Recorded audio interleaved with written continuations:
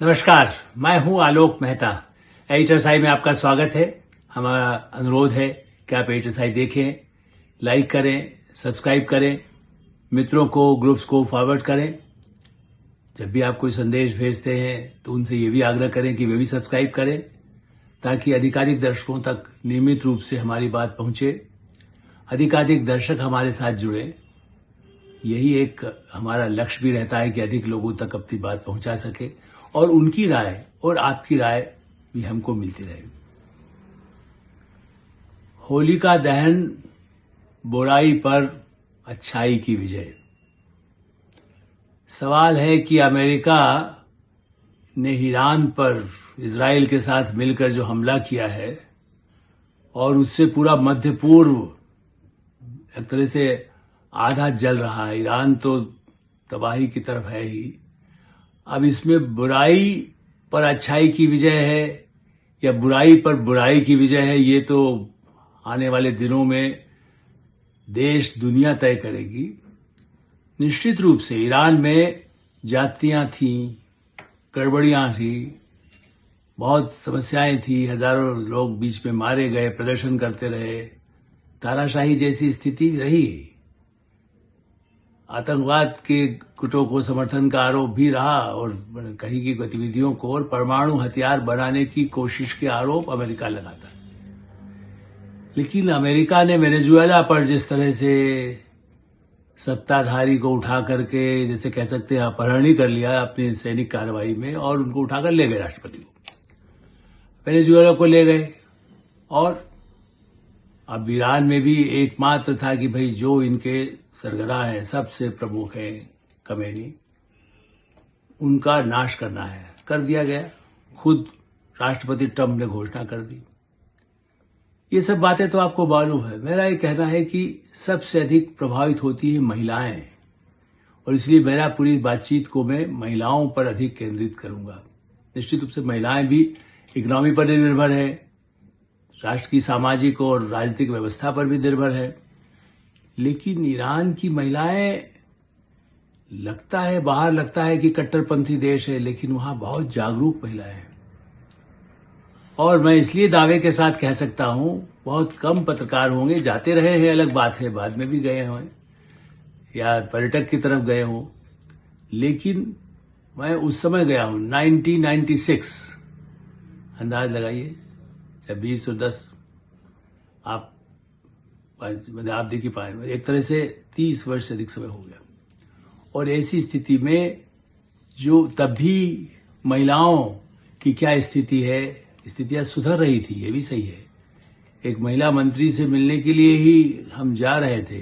भारत के 5 संपादक, मैं तब दैनिक हिंदुस्तान में संपादक था, एक इंडिया टुडे के एसोसिएट एडिटर थे, एक नेशनल हेराल्ड के एडिटर थे। हेराल्ड अब तो बंदी, मतलब जैसे कह सकते जो भी हो, लेकिन उस समय चूंकि नरसिंह राव की सरकार थी तो वो थे। ऐसे 5 लोग, एक और स्वतंत्र में आचार्य हो, लेकिन उस स्थिति में सबके नाम भी मुझे पूरा याद नहीं, लेकिन बहुत छोटा सा संपादक होता। निमंत्रण भी ईरान का था। जब हम मंत्री से मिलने जा रहे थे, वहां के सचिवालय में, जैसे आप यहाँ साउथ ब्लॉक बड़ा भव्य महल जैसे उसमें उनका दफ्तर था मंत्री का, और मैं महिला मंत्री से मिलने जा रहा था। वो बहुत बड़े बड़े कहते महिलाओं विभाग ही उनके पास होता, वहां को महिलाओं को ऐसे कोई महत्वपूर्ण मंत्रालय तो नहीं दिए जाते, लेकिन फिर भी आप आश्चर्य करेंगे कि उसी समय में एक बड़ा महिलाओं का प्रदर्शन, पर्दा नशीब, मैंने बाकायदा, जो वैसे उस समय बाद में तो ये कहा कि सिर्फ हिजाब पहनती, लेकिन वो काफी हद तक पूरा ही, जैसे कहते हैं कि पहने, अब मुंह बंद खुला हुआ है, लेकिन फिर भी काफी हद तक जो उनका रहता है कि भैया पूरा शरीर ढका होना चाहिए, काले कपड़ों में पूरे महिलाओं का एक बड़ा, जैसे कह सकते हैं बड़ा है, जो भी कहे कि एक बड़ा समूह हम जा रहे थे। वो भी इत्तेफाक है कि वो भी महीना इसी तरह का था, नवंबर 96। और ऐसी स्थिति में उस समय में उन महिलाओं का समूह प्रदर्शन कर रही है, नारे भी कर रही है। तो एक छोटे मिनी बस में हम पत्रकार थे, उनके साथ ईरान के ही, जो ईरान सरकार के ही मेहमान भी है, ईरान सरकार के निमंत्रण पर आए, भारत के साथ संबंध सुधर रहे थे। मैंने पहले इजराइल पर भी कहा था कि इजराइल के साथ भी संबंध सुधर रहे थे, ईरान के साथ भी, क्योंकि भारत के और ईरान के संबंध ऐतिहासिक है। प्रदर्शनकारी देखते हुए जैसे भारत के पत्रकार होते हैं, हम एकदम रोकी हमने किनारे, क्योंकि वो पीछे की तरफ आते हुए दिख रहे थे, हम आगे निकल चुके थे, बस किनारे से निकल करके हमने बस रुकवाई और फटाफट, मेरे पास भी एक छोटा कैमरा था, हमारे जो इंडिया टुडे के एसोसिएट एडिटर थे उनके पास थोड़ा बड़ा कैमरा था, वो तो और भी ज्यादा तैनात थे, जो पत्रिका में थे, मैं अखबार में था, लेकिन फिर भी एक छोटे पाउच होता है, मैंने तो उसमें रखा हुआ था, और लेकिन बाहर निकाल करके हमको एक और कोई फोटो थे जिन्होंने अपना कैमरा लिया और वो बाहर फोटो हम खींचते लगे। प्रदर्शन, महिलाओं का प्रदर्शन ईरान में हो रहा है उस समय 96, जानते हैं, हमने फोटो लिया उतनी देर में, क्योंकि उस प्रदर्शन के समय भी उनके सिक्योरिटी गार्ड जो वहां पर, जिसको वहां के सुरक्षा सैनिक कहिए, पुलिस कहिए, जो है बड़े गार्ड्स होते हैं, बहुत शस्त्रधारी, बंदूकधारी, स्टेन गनधारी, तुरंत एक साथ 10-20 आकर के हमें घेर लिया और वापस जाओ, बस में हमें बैठा दिया गया। और एक तरह से जो उनकी भाषा में कहा गया है कि यू आर अंडर अरेस्ट। आप सोचिए भारतीय पत्रकारों की हालत पतली, कोड़े मारे जाएंगे कि जेल की कोठरी में होंगे, कहीं पता चलेगा कि नहीं। भारतीय दूतावास का कोई आदमी हमारे साथ नहीं था, भारतीय दूतावास को सूचना जरूर थी। महिलाओं के प्रदर्शन पर भारत के ईरान सरकार के निमंत्रण पर आए हुए संपादकों को आदेश दिया गया कि यू आर अंडर अरेस्ट, आप अंदर हैं, आप बाहर नहीं निकलिए। फिर हम लोगों ने जब कुछ हमारे साथ जो भाषी थे, जो भी ईरान के अधिकारी थे, उनसे हमने कहा कि भाई देखिए, आप संपर्क करिए, हम तो इनको बताइए वहां, क्योंकि वो अंदर आकर बैठ गए, जो गार्ड्स थे वो अंदर ही पूरा उन्होंने कब्जा कर लिया और हम सबको अंदर। अच्छा, हमने ये समझदारी किया, जितनी जल्दी में सबसे पहले अंदर जो, चूंकि जैसे ही हल्ला हुआ हम निकला, और मेरे पास छोटा कैमरा था, मैंने उसको पॉच पे रख दिया। अब उन्होंने इतना तो देखा नहीं था किसके पास क्या था उनके कैमरा, तो दूसरे जो 2-3 हमारे साथी थे, उनके कैमरे, उस जमाने में अलग से रील निकाल के, आपको यदि कोई पुराने लोग जानते हो, नेगेटिव होती थी, मेरा तो पॉच में रखा हुआ था, उनका सबका उन्हें निकालिए कैमरा, हमको दीजिए, कैमरा जब्त, उनके कैमरे जब्त हो गए और उस सामने ही निकाल करके उसकी रील को फेंक दिया गया। आप प्रदर्शन महिलाओं का हमारे यहां कर रहे हैं, संपर्क कहीं से अब कोई स्वीकृति किसकी मिले, बड़े हाई, जो भी इस तरह के महिलाओं के प्रदर्शन पर फोटो भारती ने खींचा, वो जो अधिकारी थे ईरान के, कोई बहुत बड़े अधिकारी तो थे नहीं, उनका काम तो खाली भाषा अनुवाद करना, सहायक की तरह से थे, उनकी ड्यूटी थी वहां बेचारों की।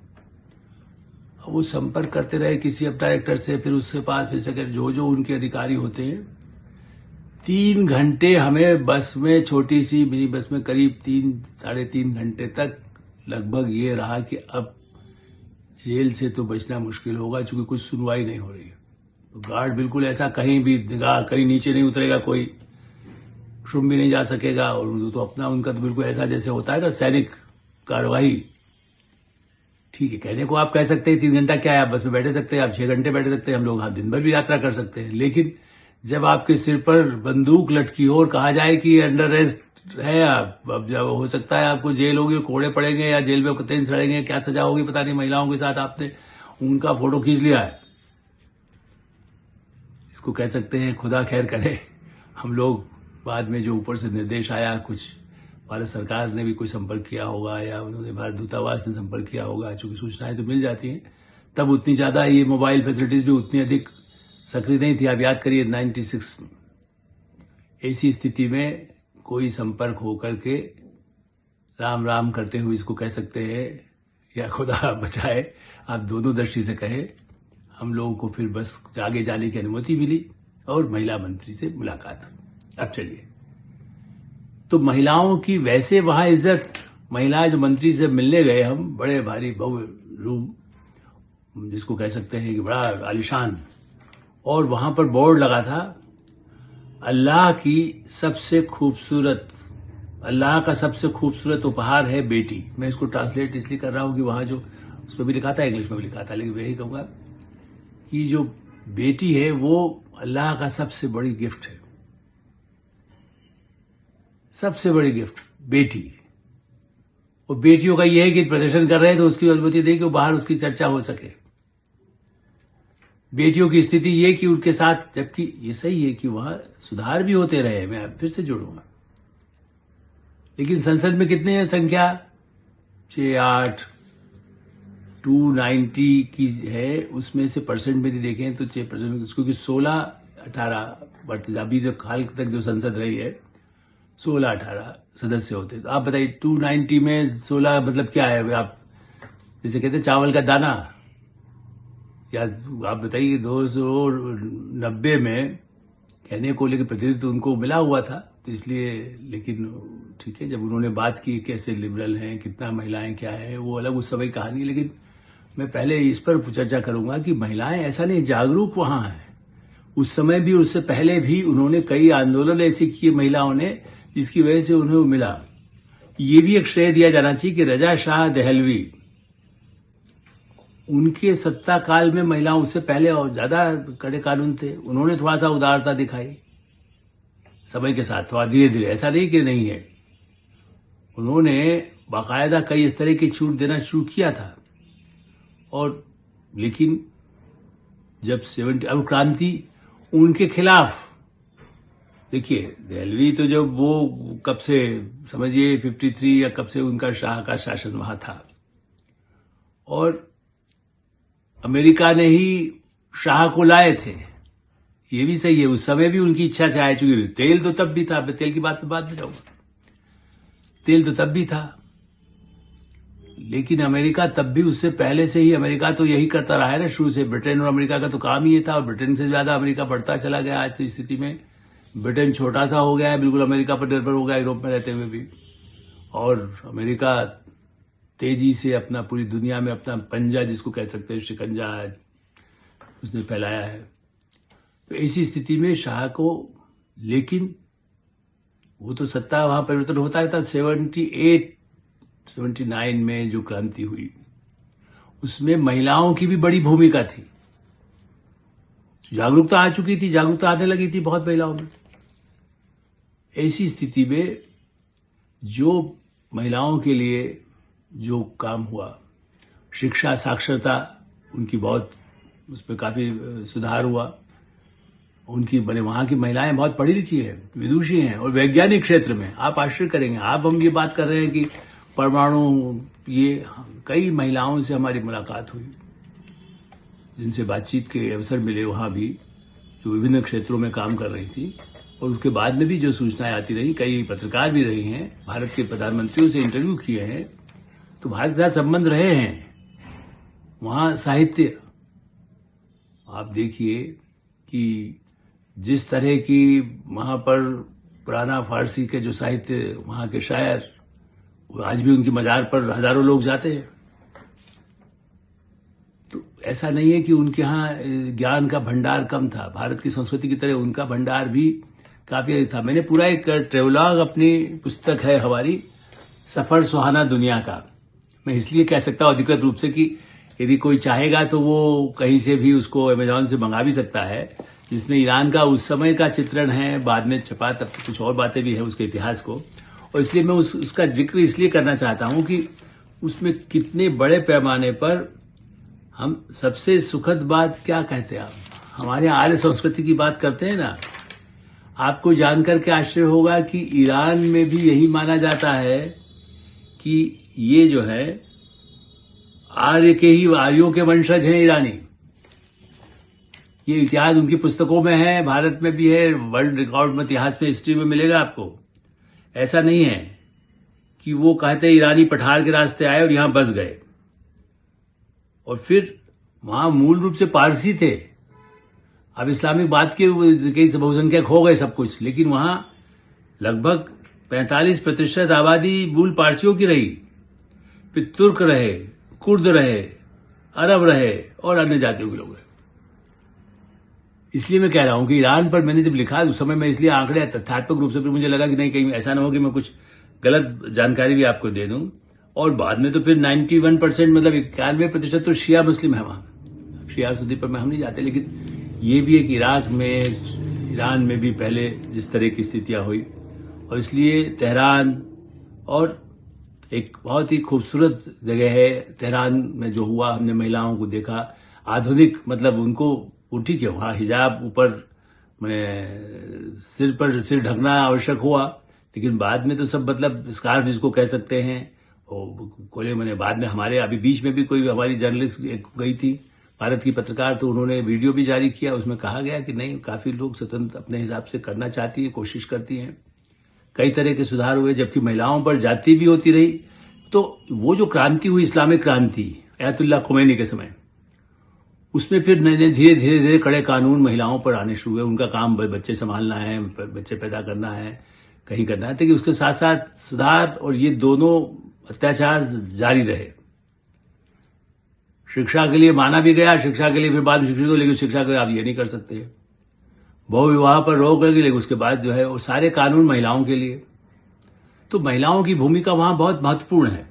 और जो शिराज जहां जाने का हुआ, जहां पर जो प्रसिद्ध कवि शमसुद्दीन मोहम्मद शिराज ईरान के प्रसिद्ध कवि हुए, और शिराज शहर में उनका और खाजी शमसुद्दीन मोहम्मद शिराज, और उनको दिल से लोग इतना ज्यादा मानते थे, जो वो 14वीं शताब्दी में लिखी गई थी ओदेस, इनकी प्रसिद्ध पुस्तक, और विश्वविद्यालय में सादी और हफीज, इनका नाम बहुत मशहूर रहा है। इसलिए इस बात कि उसकी एक संस्कृति, वहां का साहित्य, वहां की संस्कृति, वहां की महिलाएं, और अब उस पर आए क्यों अमेरिका कर रहा है। तेल का अपार भंडार, महिलाओं के प्रति कोई दया की बात नहीं है, असली मानव अधिकारों की बात तो अमेरिका करता है, लेकिन राष्ट्रपति ट्रंप या उससे पहले के भी शासक जो रहे, धीरे धीरे ईरान पर प्रतिबंध लगाए। हमारी बात मानो, शासक को बदलना ठीक है, शासक जुल्म कर रहे हैं तो जनता बदलती, ये बात हम सहमत हैं, क्योंकि हमारे भारत के संबंध अमेरिका से भी अच्छे हैं, यूरोप से भी अच्छे हैं, ईरान से भी अच्छे हैं, मिस्र से भी अच्छे हैं, सऊदी अरब से भी अच्छे हैं। लेकिन आप देखिए कि वहां पर महिलाओं को क्या है, महिला कल्याण विभाग कोई प्रवक्ता बना दिया, या किसी पर्यावरण की मंत्री बनाई गई, कोई बड़े ऐसे उनको जिम्मेदारी नहीं दी जाती है। ऐसी स्थिति में जो वहां पर 2003 में एक महिला शिरीन बाई को नोबेल प्राइज भी मिला, ऐसा नहीं, शांति का नोबेल प्राइज मिला था, लेकिन क्या है कि वहां अपार भंडार, दुनिया के 10 जो प्रमुख देश है तेल उत्पादक देश, उसमें ईरान दूसरे तीसरे नंबर पर आता है। वेनेजुएला सबसे नंबर 1 है, लेकिन उसका तेल थोड़ा हार्ड, जो ऐसा इसको रिफाइनरी में दिक्कत आती है, लेकिन सबसे बड़ा उत्पादक देश वो, तब तो अमेरिका ने उस पर कब्जा किया। उसके बाद सऊदी अरब और फिर ईरान। आप ये देखिए कि जिस तरह से 303 बिलियन बैरल, 303 अरब बैरल का उत्पादन कहाँ होता है, वेनेजुएला में। सऊदी अरब में 267 बिलियन, 267 अरब बैरल। ईरान में 209 बिलियन बैरल। फिर कनाडा के प्रधानमंत्री भारत आए हुए हैं, बातचीत चल रही है, कितने प्रतिबंध रूस पे लगा दिया, ईरान पे लगा दिया, ऐसा नहीं, चाहे तो हम कनाडा से भी हमारा तेल का रास्ता खुल सकता है। मैं तो इस बातचीत करते हुए अचानक अभी जो सूचना आई है। और इराक पर, कुवैत, रूस, अमेरिका, लीबिया, ऐसे कई कंट्रीज में जिस तरह से जो तेल का उत्पादन नीचे है, तो 10 जो प्रमुख देश हैं उनमें इसका उत्पादन होता है, और उनमें ईरान का नंबर लगभग तीसरा आता है। अब ये बताइए कि इसलिए उस तेल को वो पहले तो उस पर प्रतिबंध लगा दिए ताकि उसकी आमदनी रुक जाए, भारत भी तेल उससे न ले सके। रूस पर प्रतिबंध लगा दिए, रूस से भी कोई मत लीजिए। तो अमेरिका का नेचुरल रिसोर्सेस, उसको मानवाधिकारों से जो मतलब है, चलिए वो दुनिया में दिखाने के लिए कहते थे, दांत दिखाने के, हाथी के दांत दिखाने के कुछ और है और खाने के कुछ और होते हैं। खाने के धाती तो नहीं है, वो तो उससे भी ज्यादा जैसे कह सकते हैं कि एक बड़ा कंट्रोवर्शियल जिसको कह सकते हैं कि भाई जो कर रहे हैं इजराइल और उनकी लड़ाई अपनी जमीन की वो अलग है, मैं उस पर विस्तार से इससे ज्यादा नहीं जाना चाहता। और भारत जहां कोई बहुत अधिक तो उत्पादन हमारा होता नहीं है, 4.8 बिलियन, अब देखिए कहां वो 4 बिलियन और कहां पर 267 209 बिलियन बैरल हो, वहां पर हमारा सिर्फ 4.8 बिलियन है। तो भारत के तेल को आवश्यकता तो बाहर से पूर्ति होना है। हमारे यहाँ राजस्थान है, गुजरात है, कुछ ऐसे इलाके हैं जहां पर तेल निकालने की वो होती है, उड़ीसा है। तो इन सब क्षेत्रों को भी अशांत बनाने की कोशिश भी भारत की बाहर की ताकतें करती रहती है। बहरहाल तो यह है कि इस संकट से मध्य पूर्व में ईरान पर हमला करने से खमेनी मारे गए, उनके साथ के कमांडर मारे गए, नंबर 2 मारे गए, रक्षा मंत्री मारे गए, और लेकिन उसके बाद ईरान भी शुरू से कहता रहेगा हम पर हाथ डालेंगे तो हम क्या करेंगे। उसने यूएई को, इसलिए भारत के प्रधानमंत्री ने आपत्ति की है और उसकी निंदा भी की है कि भाई ये गलत है।